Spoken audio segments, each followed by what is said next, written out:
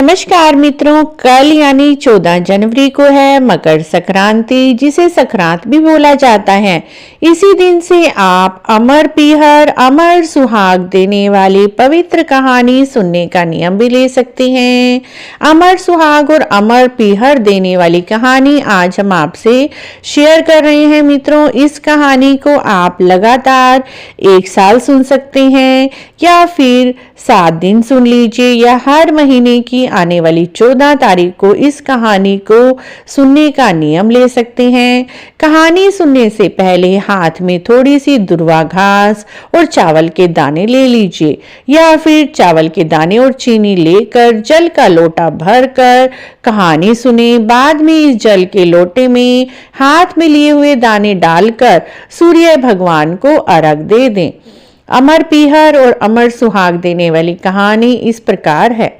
एक नगर में भाई और बहन रहते थे। भाई बहन एक दूसरे से बहुत ही प्यार करते थे। बहन का नियम था, जब तक वह अपने भाई का मुंह न देख ले तब तक कुछ भी खाती पीती नहीं थी। समय आने पर भाई की शादी हो गई। भाभी आई, वह भी बहुत ही अच्छी थी। अपनी ननद की बहुत ही रिस्पेक्ट करती थी, बहुत ही उसका मान सम्मान करती थी। जब बहन भी शादी लायक हुई तो भाभी ने सोचा, मेरी ननद का नियम है, हर रोज अपने भाई का मुंह देखकर ही खाना खाती है, इसीलिए इसका विवाह आसपास ही करूंगी, जिससे कि यह अपने भाई का मुंह हर रोज देखकर अपने नियम को कायम रख सके।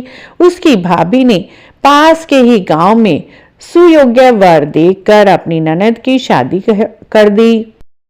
ननद ने अपने नियम को उसी तरह से जारी रखा। वह ससुराल में सुबह सवेरे जल्दी उठ जाती, नहा धोकर घर का सारा काम करके जल्दी जल्दी अपने भाई के घर आती। घर के रास्ते में ही एक पेड़ आता था। पेड़ के नीचे गणेश जी का वास था। हर रोज घर से आते समय वह गणेश जी की उस पेड़ के नीचे बैठकर पूजा करती, प्रार्थना करती। भगवान गणेश जी को दुर्वा घास चढ़ाती और गणेश जी से प्रार्थना करके बोलती, गणेश जी महाराज, मुझे इसी प्रकार अमर पीहर देना, अमर सुहाग देना, मेरे दोनों घरों को सुरक्षित रखना, मेरे पीहर में हमेशा सुख समृद्धि देना और मुझे अमर सुहाग देना, मेरे पति को भी सुख समृद्धि सभी खुशियां देना। इस तरह से पूजा करके वह अपने पीहर में आती और अपने भाई का मुंह देखने के बाद ही कुछ खाती पीती और अपने घर को चली जाती। इस नियम को वह हर रोज करती थी। एक दिन वह अपने ससुराल से अपने पीहर आ रही थी। उसी तरह से उसने रास्ते में गणेश जी महाराज की पूजा की और अपने भाई के घर पहुंची। भाई क्या देखता है, उसकी बहन के पैरों में छाले पड़े हुए हैं, कांटे चुभे हुए हैं।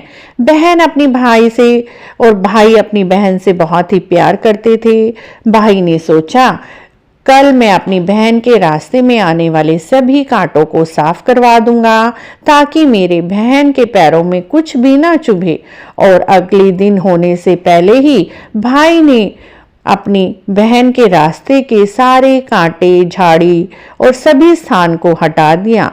गलती से उस पेड़ के नीचे जहां पर गणेश जी का वास था, उस जगह को भी उसने साफ कर दिया और गणेश जी की मूर्ति को वहां से हटा दिया, जिससे कि गणेश जी महाराज रुष्ट हो गए और रात में ही उसके भाई का मृत्यु हो गई।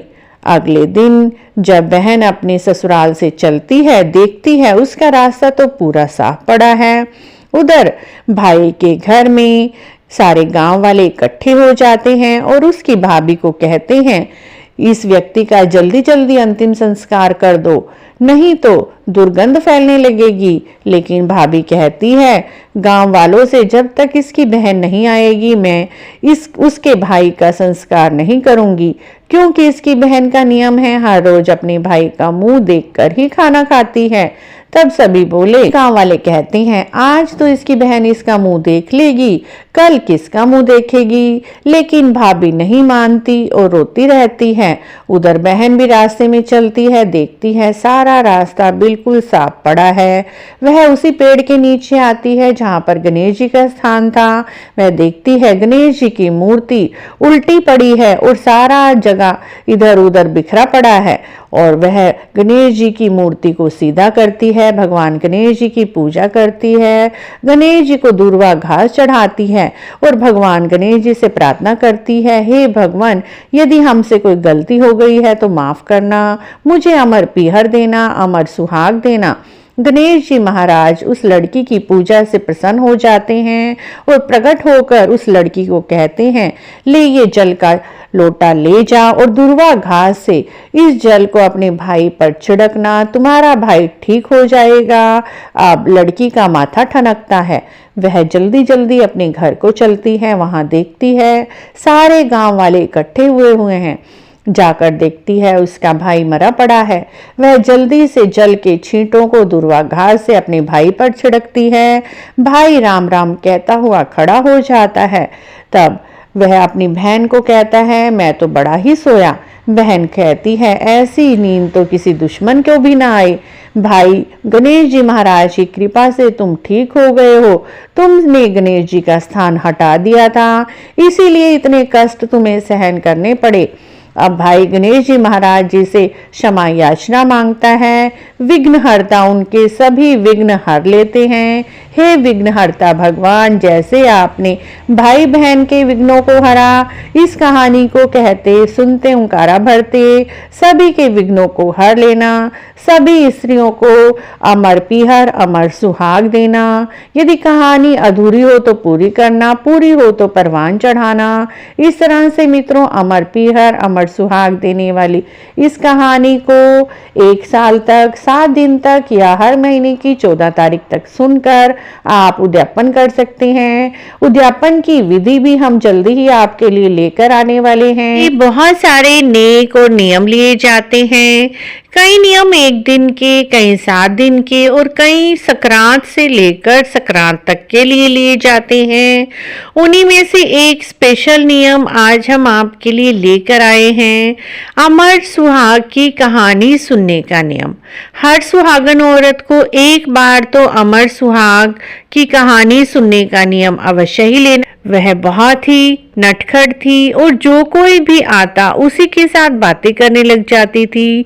वह अपने भाई भाभी के साथ रहती थी। एक बार उसकी भाभी किसी काम से बाहर गई हुई थी, तभी गली में चूड़ी बेचने वाला आया। चूड़ी बेचने वाला हरे रंग की चूड़ियां ले रहा था। उस लड़की को कुछ भी समझ नहीं थी और वह गली में जाकर उस मनियार से यानी चूड़ी बेचने वाले के से हरे रंग की चूड़ियां उसके हाथ में पहना दी और वह हरे रंग की चूड़ियां पहनकर घर आई। जब उसकी भाभी ने देखा अपनी ननद के हाथ में हरी चूड़ियां, तब उसने अपनी ननद से पूछा, तुमने ये चूड़ियां कहाँ से पहनी? तब वह कहने लगी, एक चूड़ी बेचने वाला आया था, वह हरे रंग की चूड़ियां बेच रहा था। और भी कई रंग थे, लेकिन मुझे हरे रंग की चूड़ियां ही सबसे पसंद आई और मैंने इसे अपने हाथ में पहन लिया। उस समय पुराने जमाने में हरे रंग की चूड़ियां केवल पति ही अपनी पत्नी को पहनाता था।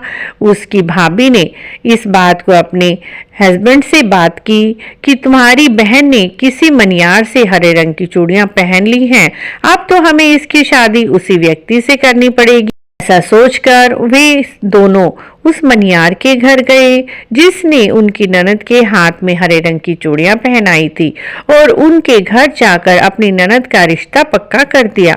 ननद बहुत ही भक्ति भाव में थी, हर समय मां पार्वती जी की पूजा करती, प्रार्थना करती और अमर सुहाग मांगती।